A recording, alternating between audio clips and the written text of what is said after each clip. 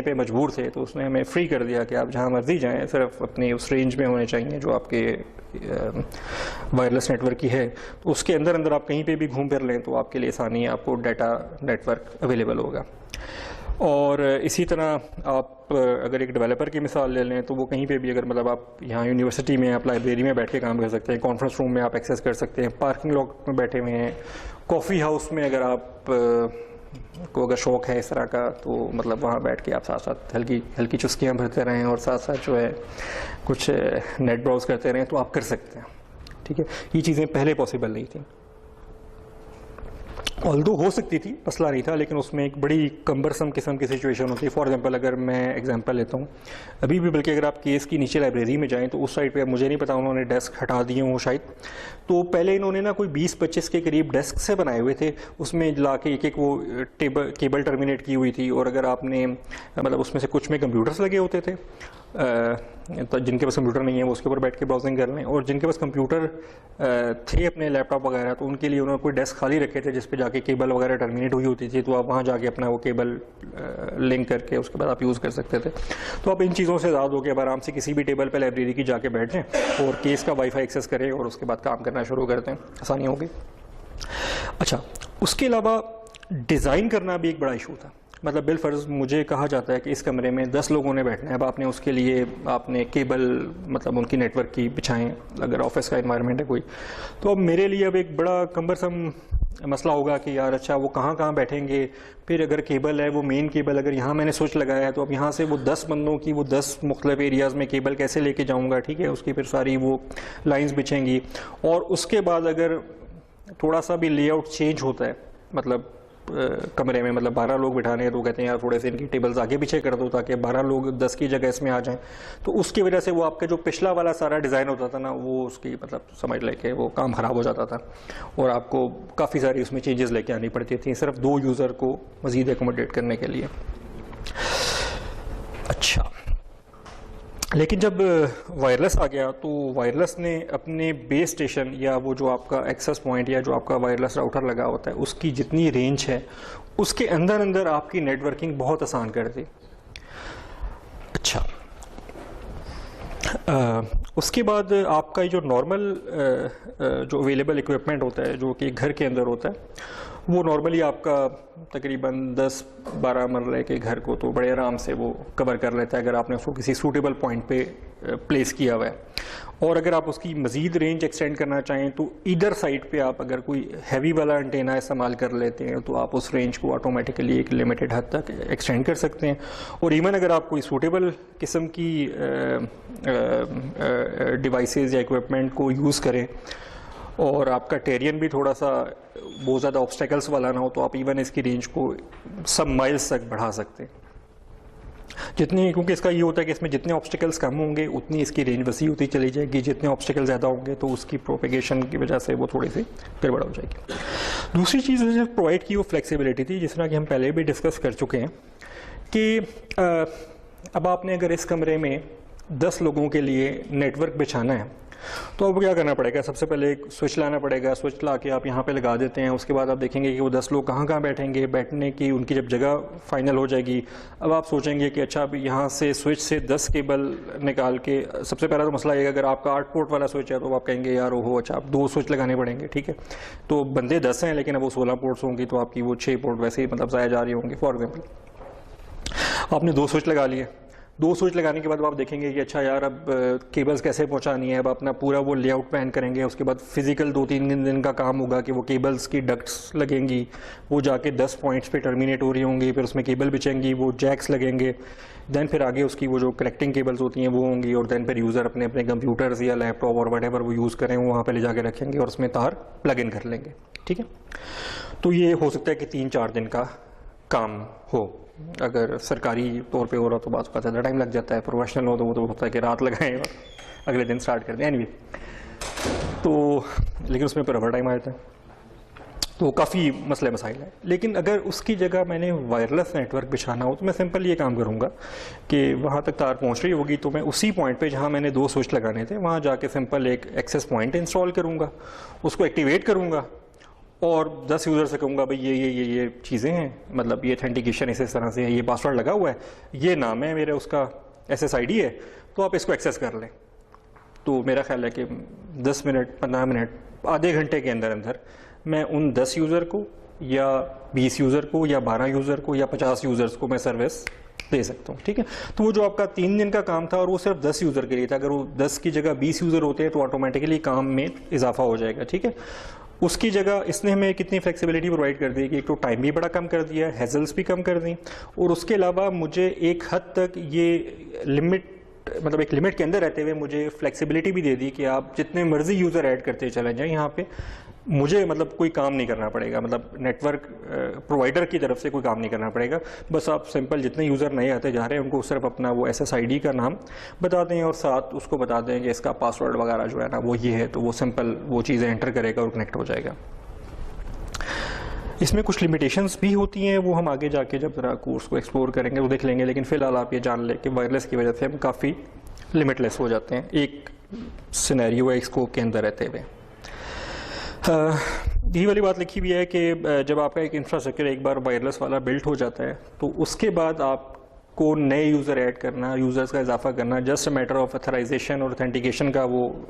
Point रह जाता है कि जो ही आपको ऑथराइजेशन और ऑथेंटिकेशन के वो जो पैरामीटर्स हैं वो आप उसको प्रोवाइड कर दें और वो सक्सेसफुली ऑथेंटिकेट कर ले अपने आप को उस नेटवर्क के ऊपर, तो वो आप ऑटोमेटिकली मतलब उसका पार्ट बन जाएगा उस नेटवर्क का। आपको कोई केबल बिछाने वाला काम और ये चीज़ें नहीं करनी पड़ेंगी। अच्छा, इसमें आप यूँ समझ लें, एक इसमें बड़ी अच्छी मिसाल सामने आ सकती है कि वायर्ड नेटवर्क के अंदर आपको बेसिकली एटम्स मूव करने पड़ते हैं। ठीक है, और ये बुक ही में बड़ी अच्छी बात लिखी हुई थी तो मुझे पढ़ी और बड़ी पसंद आई। पहले तो मैंने पढ़ के थोड़ा सा सोचना पड़ गया क्योंकि पहले मुझे भी समझ नहीं आई थी और फिर मैंने थोड़ा सा गौर किया तो मुझे समझ आई कि शायद ये कहना चाह रहा है। और ये जो वायरलेस नेटवर्क होता है ना, इसमें आपको बिट्स मूव करनी पड़ती हैं यूजर्स एडिशन और मैनेजमेंट के लिए, है ना। इसका मतलब ये है, देखिए एटम क्या होते हैं, बेसिकली हर फिजिकल चीज़ होती है वो एटम्स पे कंसिस्ट कर रही होती है ना। ठीक है, तो अगर आपने एक नया यूज़र ऐड करना है और आपका वायर्ड नेटवर्क है तो आपको क्या करना पड़ेगा, आपको तारें बिछानी पड़ेंगी, जैक लगाने पड़ेंगे, पैच केबल देनी पड़ेंगी वगैरह वगैरह। ठीक है, तो ये सारी चीज़ें आपको मतलब है कि फिजिकल चीज़ें अपने नेटवर्क के अंदर मजीद ऐड अप करवानी पड़ेंगी, आपको एटम्स ऐड करवाने पड़ेंगे, एटम्स मूव करवाने पड़ेंगे, देन जाके आपका यूज़र जो है वो ऐड अप होगा। ठीक है, लेकिन इस सूरत में क्या होगा, वायरलेस की सूरत में आपको जस्ट उसको ऑथराइजेशन का डाटा वाटा बताना पड़ेगा, यानी कि वो सिर्फ बिट्स मूव करेगा, वो कनेक्ट करके देखेगा कि कौन कौन से अवेलेबल नेटवर्क हैं, उसमें जो मेरी SSID है वो क्या है, उसके ऊपर कनेक्ट करेगा, अपना पासवर्ड देगा, जस्ट बिट्स मूव होंगी और वो आपका लॉगिन हो जाएगा। और एटम की मूवमेंट से बिट्स की मूवमेंट निस्बतन काफ़ी आसान है, और ये हम खुद भी सोच सकते हैं कि जिस तरह अब हम अगर अपनी मैं मिसाल ले लेता हूँ, मतलब बाकियों के ऊपर तो मुझे नहीं पता, तो अक्सर ये होता है कि मेरी कोशिश होती है कि मैं बस वो एक कोने में बैठा रहूँ और उसके बाद मैं वहाँ बैठ के शायद पूरी दुनिया की सैर करके आ जाता हूँ, लेकिन मतलब एटम जो मेरे अंदर एटम्स हैं वो मेरे उसी जगह एक साइड पे पड़े रहते हैं काउच के ऊपर, और बाकी बिट्स मूव करके जो है ना मैं अच्छी खासी मूवमेंट कर लेता हूँ। ठीक है, तो अच्छा, अब फ्लेक्सिबिलिटी जो है ना वो एक बड़ा इम्पॉर्टेंट एस्पेक्ट है। हम तो यूज़र्स होते हैं, हमें इतना आइडिया नहीं होता, लेकिन जो आपका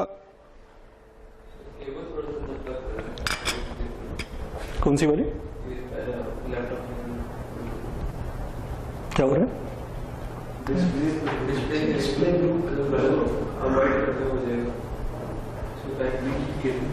नहीं कोई मसला आ रहा है इसमें,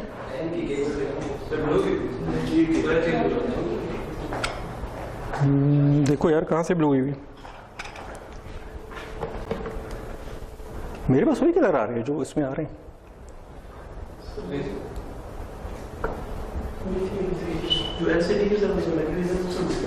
नहीं सी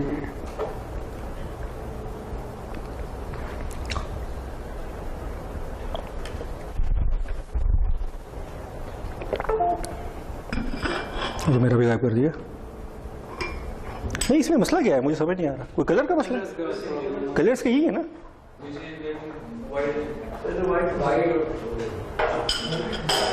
अब ज्यादा वाइट हो गया है,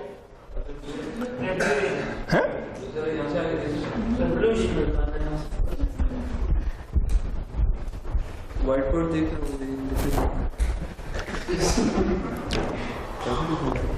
अब जरा वहां जाके देखो।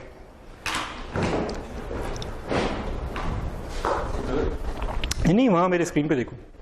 नहीं यहाँ पे ठीक है, आपकी ये वाइट है, वहाँ पे ये जो केबल है, ये जो चीज़ है इसमें भी वो है जिसकी वजह से चलो यार ये फिर देख लेना आप किस तरह भी। अच्छा, तो जो प्रोवाइडर होता था ना, मतलब वही वाली बात है कि अगर एक आपका नेटवर्क एडमिनिस्ट्रेटर टाइप बंदा है और आप एक ऑफिस में बैठे हुए हैं और उसको पता चलता है कि यार 4 नए बंदे अपॉइंट हो गए और जगह भी हमारे पास उतनी है, तो इनको 2 बंदों को उस कमरे में खपाना है और 2 बंदों को उस कमरे में खपाना है और पुराना ज़माना है और वायर्ड नेटवर्क है, तो वो उसको काफ़ी वक्त पड़ जाता था। हो सकता है कि उसके जो है ना स्विचेस की पोर्ट्स ही पूरी फुल हुई भी हों, अब वो सोच रहा होगा कि अच्छा यार मैं स्विच नया लगाऊंगा, कैसे इसकी तार लेके जाऊँगा, मतलब 100 मसले मसाइल होते होंगे, ठीक है। लेकिन अब वायरलेस जहाँ जहाँ पे आ गया वहाँ पे ये आसानी हो गई है कि ठीक है जी, ऑफिशियल नेटवर्क आप उसको वो ऑथराइजेशन वगैरह प्रोवाइड कर दें तो वो आराम से कहीं पे भी बैठे बैठे कनेक्ट कर लेगा। इसी तरह सोशल एरियाज़ में ये एक नया ट्रेंड डेवलप हुआ कि लोग आराम से कॉफ़ी हाउस में जाएं, वहाँ बैठ के थोड़ी देर काम वाम करना है वो भी कर लें, साथ को एंजॉय भी कर लें कॉफ़ी वॉफ़ी को और इस तरह के एनवायरनमेंट को। उसके अलावा यही वाला मसला कि वो इथरनेट जैक और पूरा वाइड नेटवर्क प्रोवाइड करना जो एक इशू होता था वो कवर हो गया और उसके अंदर 2-3 काम जो थे वो हमारे ख़त्म हो गए। उसमें सबसे पहला काम तो ये था कि केबल्स वगैरह डालना ना सिर्फ टाइम कंज्यूमिंग होता था बल्कि अच्छी खासी एक्सपेंसिव भी होती थी। तो अब जितनी आप कैटेगरी हाई लेवल की कैटेगरी कैट 7 कैट 6 वगैरह पे जाते रहे या STP UTP, मतलब UTP की जगह STP पे चले जाए तो कॉस्ट ऐड होना शुरू हो जाती थी, ठीक है। लेकिन इसमें आपकी कोई कॉस्ट ऐड नहीं हो रही। एक बार आपने इंफ्रास्ट्रक्चर लगा दिया, कोई BSS वगैरह लगा दिया, तो उसके बाद फिर आपकी कॉस्ट फ़िलहाल कुछ भी नहीं है, ठीक है। अनलेस एक आपका ख़ास हद से ज़्यादा ग्रो नहीं कर जाता नेटवर्क, तो फिर आपको एक नया एक्सेस पॉइंट लगाना पड़ेगा। और दूसरी बात वही वाली थी कि आपने जो केबल ड्रॉप करनी है उनको प्रॉपर प्लेसमेंट ऐसी जगह पे ड्रॉप करना कि वो करीब तरीन यूज़र को सर्विस दे रही हो, वो एक गेस करना एक बड़ा अच्छा खासा टेक्निकल किस्म का काम होता था कि जो थोड़े एक्सपीरियंस्ड प्रोवाइडर होते थे, नेटवर्क एडमिनिस्ट्रेटर, वो तो ज़रा जल्दी से डिज़ाइन कर लेते थे, लेकिन जो नॉन एक्सपीरियंस है, जो शुरू के लोग होते थे, उनको काफ़ी टाइम लगता था ये चीज़ें सीखने में कि यार उसको कैसे हम प्रॉपरली प्लेसमेंट करें, तो हमारा काम भी आसान होगा, वो तारों के गुंजल भी जगह जगह से फर्श पे नहीं गुजर रहे होंगे और लोगों को सर्विस भी मिल जाएगी। अच्छा, तो वही वाली बात, फिर कुछ बातें हम एक्सप्लेन करते जा रहे हैं, अभी तो सिर्फ 1 ही घंटा गुजर गया, काफ़ी टाइम रहता है। अच्छा, तो वायरलेस ने इन सारी मसले मसाइल की वजह से हमारी जान छुड़ा दी। और एक और चीज़ जिसकी शुरू में तो शायद इतनी वो ना होती हो, लेकिन आप देखें कि अक्सर औकात बिल्डिंग्स में जो बन चुकी हों उनमें आपको नेटवर्क बिछाने के लिए ना, मतलब ये भी मसला होता है कि मैं कोई एग्जांपल देता हूँ कि जब मैंने अपना घर बनवाया तो उससे पहले जब मैं रह रहे होते थे तो बड़ा मसला होता था कि यार 2-3 कमरों में वो तार पहुंचानी है तो कैसे पहुंचाएं ना, तो बड़ी ख्वारी होती थी। अब वो कमरों के दरवाज़ों से पहुंचाएं तो वो फिर बंद नहीं होते हैं, वो मसला बढ़ जाता है। अब दीवार में सुराख करें तो वो भी एक मुसीबत ही है। और अगर आप रेंट वाले घर में रह रहे हो तो माल के मकान बड़ा, मतलब अपना घर है तो ठीक है यार, आप वो लाएँ कोई ड्रिल वगैरह और से सुराख करके उससे आप पहुँचा सकते हैं। तो जब मैंने ये वाला घर डिज़ाइन किया तो उस वक्त ये था कि वायरलेस का अभी इजरा हो रहा था, मतलब PTCL वालों ने अभी ताज़े वो वायरलेस वाले राउटर शाउटर देना शुरू किए थे। तो मैंने जब वो घर डिज़ाइन कराया तो उसकी जब वो पाइपिंग हो रही थी इलेक्ट्रिकल की ना, तो साथ साथ मैंने केबल की, टेलीफोन की और नेटवर्किंग के लिए भी ना 3-3, मतलब जहाँ जहाँ पे एक वो बिजली की तार जानी थी वहाँ साथ 3 पाइप और डलवा दिए कि इनमें से एक में से मैं मतलब नेटवर्क की तार गुजारूंगा, एक में से केबल की तार गुजारूंगा, एक में से वो जो है टेलीफोन की तार गुजरेगी, ताकि हर कमरे में एक पॉइंट अवेलेबल हो और आप उसमें प्लग इन करें और घर, मतलब कमरे में, उस कमरे में नेटवर्क एक्सेस जो है आपको मिल जाए। और एक मेन जगह पे पॉइंट रख दिया कि यहाँ पे मैं स्विच लगाऊंगा, तो मतलब बड़ा वो होगा। लेकिन अच्छा हुआ कि जब वो घर कंप्लीट हुआ तो उस वक्त तक ये वायरलेस वगैरह का काफ़ी इजरा हो गया था, तो फिर मुझे तार डालने और उन सारे खर्चों से मैं बच गया और अब जो है वो सारे का सारा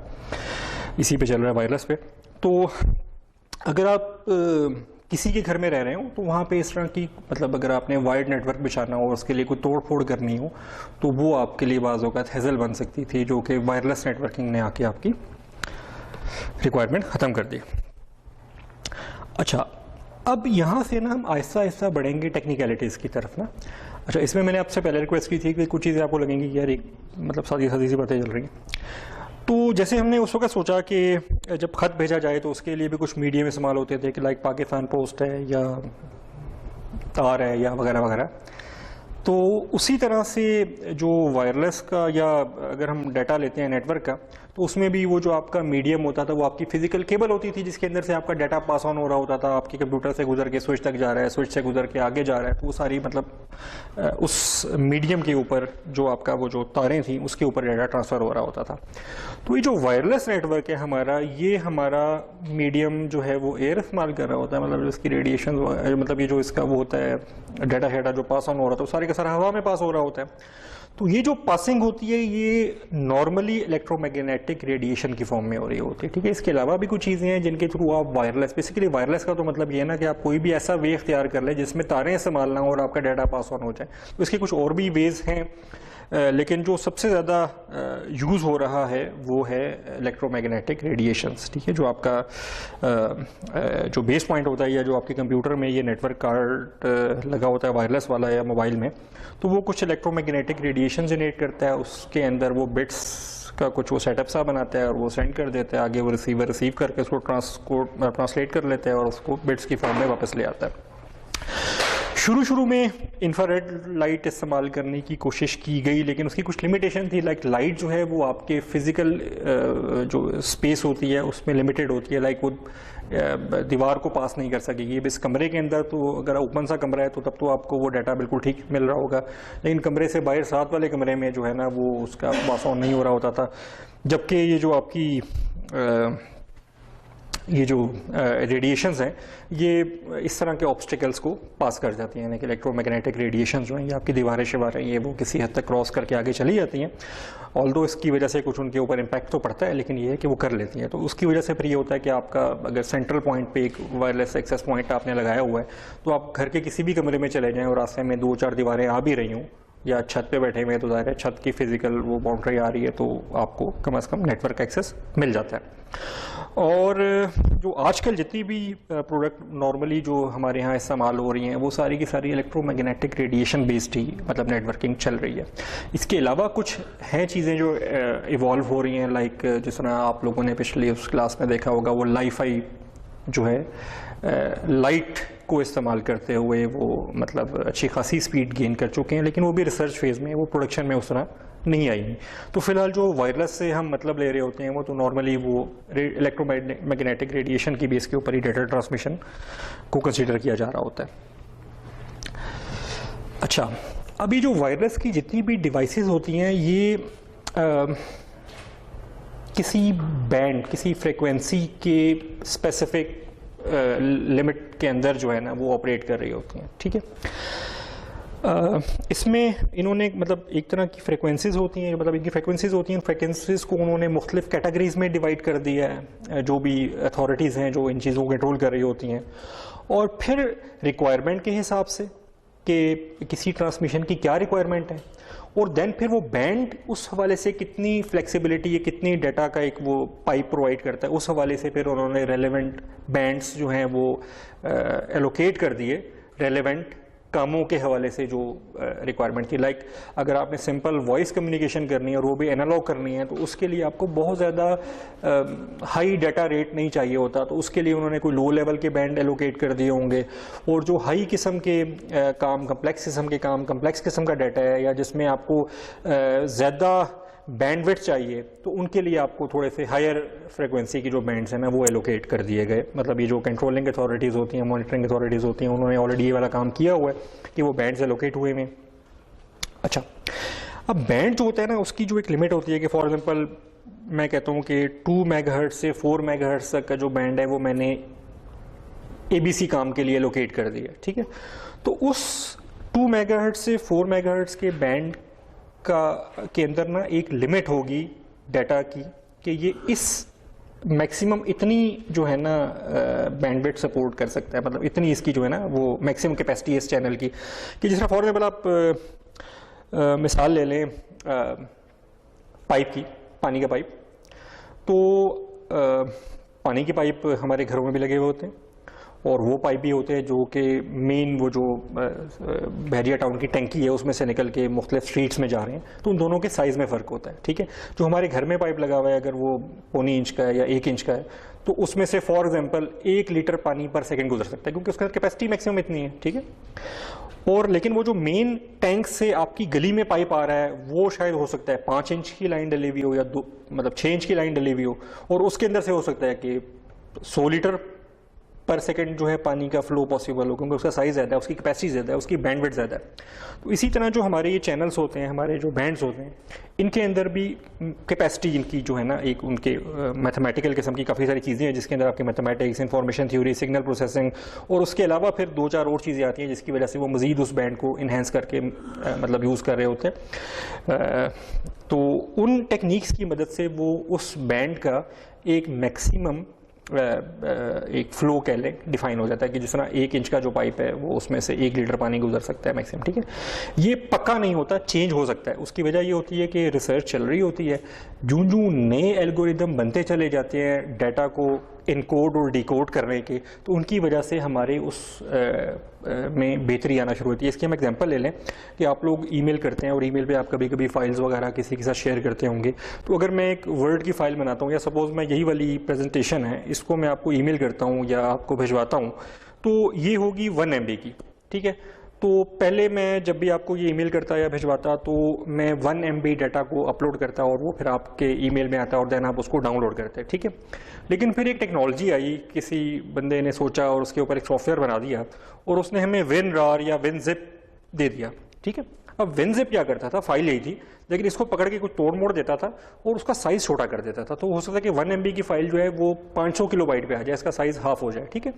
देन अब मैं यही फाइल आपको यही डाटा भिजवाऊंगा लेकिन थोड़ा सा फॉर्म उसकी चेंज हुई हुई होगी, वो थोड़ा सा जिप हुआ हुआ होगा, इनकोड हुआ होगा, उसकी रार हुआ हुआ होगा, और वो जब आपके पास जाएगा तो जो बीच में ट्रांसमिशन है फाइल यही रहेगी, डाटा यही रहेगा, लेकिन आपको सिर्फ 500 किलोबाइट जा रहा होगा ना। ठीक है, तो इसी तरह की बेहतरी जो है वो जो इनके एल्गोरिदम्स होते हैं उसके अंदर भी आती रहती हैं। ये जो इनकोडिंग वगैरह के एल्गोरिदम होते हैं या ये जो आपका किस तरह ये बैंड ऑपरेट हो रहा होता है उसके एल्गोरिदम, तो हो सकता है कि आज जो बैंडविड्थ आपको सपोर्ट कर रहा है कि वो सिर्फ आपको 54 मेगाबिट पर सेकंड दे रहा है, तो आने वाले अरसे में वही आपको 100 मेगाबिट पर सेकंड के ऊपर ले जाए कैपेसिटी पे। क्यों कि पहले वो एक एल्गोरिदम इस्तेमाल करते थे और वो मैक्सिमम जो कन्वर्जन उसकी करता था वो 54 मेगाबिट पर सेकंड तक की आपको मैक्सिमम वो सपोर्ट दे रहा होता था। अब कोई नया एल्गोरिदम आ गया होगा, वो उससे बेहतर तरीके से ऑपरेट कर रहा था, तो उसने मजीद जिस तरह 1 MB की फाइल को, मतलब अगर मेरे पास जो घर में कनेक्शन लगा हुआ है वो अगर 1 MB का है, ठीक है, तो पहले जब मैं वो फाइल नेचुरल फॉर्म में इसकी भिजवाता था आप लोगों को तो वो 1 सेकंड में एक फाइल ट्रांसफर होती थी, क्योंकि मेरे पास कनेक्शन भी 1 मेगाबिट पर सेकंड का था और फाइल भी 1 मेगाबाइट की थी। ठीक है ना, लेकिन जब जिप आ गया और मैंने उसको जिप किया तो अब मैं एक वक्त में 2 फाइलें भिजवा सकता हूँ, क्योंकि अब फाइल का साइज हो गया 500 किलोबाइट, पाइप जो है मेरा वो 1 मेगाबाइट का था, तो अब मैं एट ए टाइम 2 फाइल्स आपको भिजवा पाऊंगा। ठीक है ना, तो इसी तरह जब वहाँ पे भी इस तरह की ट्रांसकोडिंग वगैरह होती है या कोई नई चीज़ें एडअप कर दी जाती हैं, तो उससे फिर ये होता है कि आपका वो जो मेन चीज़ है वो तो उतनी ही रहती है, लेकिन बीच में इस तरह के डाटा के अंदर मैनिपुलेशन कर दी जाती है कि अब ज़्यादा डाटा एक वक्त में पास ऑन हो रहा होता है और उसकी वजह से आपकी बैंडविड्थ जो है वो बढ़ जाती है। थके तो नहीं? नहीं थके, मतलब जी का मतलब यही है ना है? अच्छा, क्वेश्चनिंग जो होती है ना इसकी भी बड़ी टेक्निक्स होती हैं। मतलब हम लोग कभी कोई इंटरव्यू कर रहे हो ना, तो अगले बंदे को देखने के लिए कि पता तो होता है कि थक गए आप, तो आपने जी अपने हिसाब से वही बोला होगा, लेकिन आप अगर गौर करें तो मैंने आपसे सवाल पूछा कि थके तो नहीं है, आपने कहा जी, दैट मीन्स कि आप कह रहे हैं कि मैं नहीं थका, मतलब आपकी बात ठीक है। ठीक है, तो इस चीज़ का भी ख्याल रखा करें कि सवाल की नौइयत क्या है, बात गड़बड़ हो जाती है। और अच्छा, अभी हमारे पास टाइम है थोड़ा सा ज़्यादा, और इसमें असल में होता ये मसला है कि हमारे यहाँ मतलब नॉर्मली नेस्ट वगैरह भी अब जो है वो 3 सेमेस्टर्स पहले ऑफ़र करती थी, अब उन्होंने वो शायद समर ख़त्म कर दिया, अब उनके भी साल में 2 सेमेस्टर रह गए और ऑलरेडी बाकी यूनिवर्सिटीज़ जो हैं वो 2 ही सेमेस्टर पे ऑपरेट कर रही होती हैं। तो हमारे यहाँ 3 सेमेस्टर से आपको फ़ायदा तो ये होता है कि आप लोग फारिग नहीं बैठते लाइक गर्मियों की छुट्टियां वगैरह में, और काम करते रहते हैं और उससे आपका कोर्स वर्क भी जरा जल्दी कंप्लीट होने के चांस होते हैं। या ऑन द अदर हैंड आप ये कर सकते हैं कि आप थोड़ा सा लोड अपना काम कर सकते हैं स्टैंडर्ड उसमें। फॉर एग्जांपल अगर आप नस्ट में चले जाते हैं और वहाँ पे जाके आप एक सेमेस्टर में 2 कोर्स उठाते हैं और अगले सेमेस्टर में फिर 2 कोर्स उठाते हैं, तो आपके एक साल में 4 कोर्स होंगे, ठीक है ना। मतलब 2-2 कोर्स का आप लोड लेके चल रहे हैं और आपके 4 कोर्स होते हैं। जबकि केस में अगर आप एक ही कोर्स भी उठाएं और आराम से ज़िंदगी गुजारें तब भी आपके साल में 3 हो जाएंगे, ठीक है ना। या ऑन द अदर हैंड अगर आप जल्दी डिग्री कंप्लीट करना चाहते हैं 2-2 करते हैं तो वहाँ पे 4 होंगे, यहाँ पे आपके 6 हो जाएंगे सेम लोड के साथ। लेकिन इसका नुकसान थोड़ा सा ये समर सेमेस्टर में होता है। समर सेमेस्टर में ये होता है कि चूंकि हमने क्रेडिट आवर्स पूरे करने होते हैं और हमारा जो लिमिट होती है वो 4 महीने के हिसाब से 3 क्रेडिट आवर पर वीक चल रहे होते हैं, तो अब चूंकि इसका टाइम थोड़ा सा कम होता है तो इसकी वजह से अब ये 2 आवर्स की क्लास बजाय मतलब एक वीक में आपको 4 क्रेडिट आवर कंप्लीट करने पड़ते हैं ताकि आप जो टोटल क्रेडिट आवर्स हैं वो थोड़े टाइम में कंप्लीट कर लें, उतने जितने रिक्वायर्ड होते हैं।